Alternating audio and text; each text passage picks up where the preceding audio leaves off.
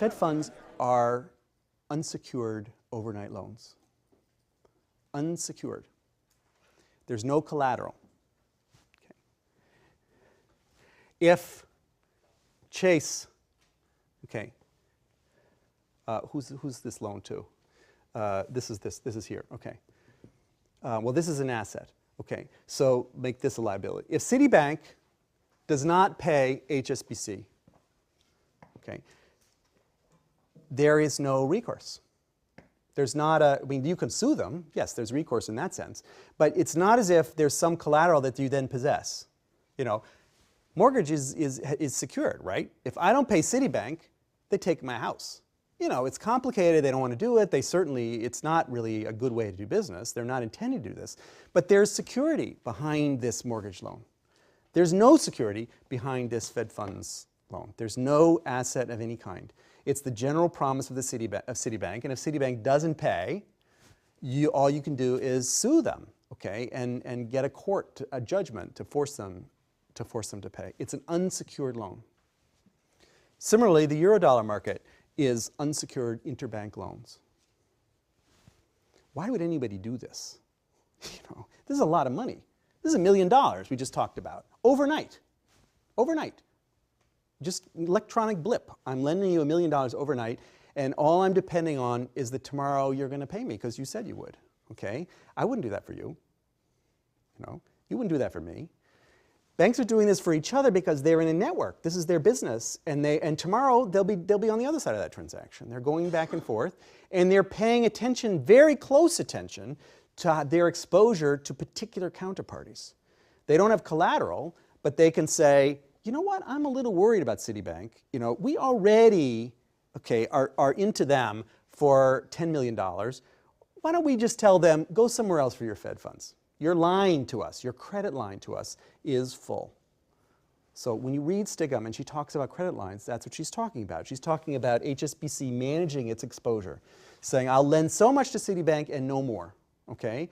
I'll lend so much to others. So you're having a diversified portfolio here of Fed funds loans. You're not lending it all to one person who could default on you and ruin you. Okay? You're trying to spread it around. Okay? And similarly on this side. Fed funds are unsecured interbank credits. This whole market, particularly the Eurodollar market, is, however, in great stress right now. Okay? People don't want to lend unsecured. Okay, they want to lend secured, okay, because they're worried about what's going to happen to my counterparties. It's a lot, particularly in Europe. There's a lot of stress in a lot of insolvent banks in Europe, and it's not a good idea to be making unsecured loans to somebody you fear is insolvent, and so you just don't. You just don't. That's why, you know, a broker might set this thing up, and then you look at them and you say, you know, nice, but I'm not having any credit exposure with you. Okay, so that's not going to work. But I'm willing to do this if you can get a dealer to stand in between and do that. But a dealer is worried too, because this is a highly leveraged business on both sides.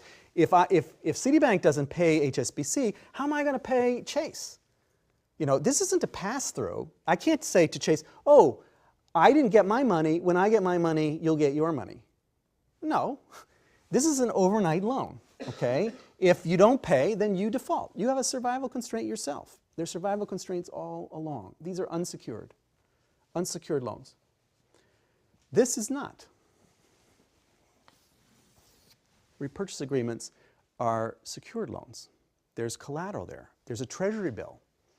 This doesn't mean that it has nothing to do with your life and my life. Okay, it's just this is where the rubber hits the road, actually. This is where the large amounts of money are getting transferred. You know, this is where all the risk is being taken in this world. This is where all the liquidity is being created. So this is what we need to understand if we want to understand what we read in the newspaper every day. The Fed funds market is sort of the market for the best money in the world. Okay, reserves at the Fed. Okay, Eurodollars is another unsecured market. RP, which we're going to talk about next time, is secured borrowing and lending in the money market. Once we understand these, we are at the very core of the international payment system, and we can build our understanding of the money market up and around. Okay.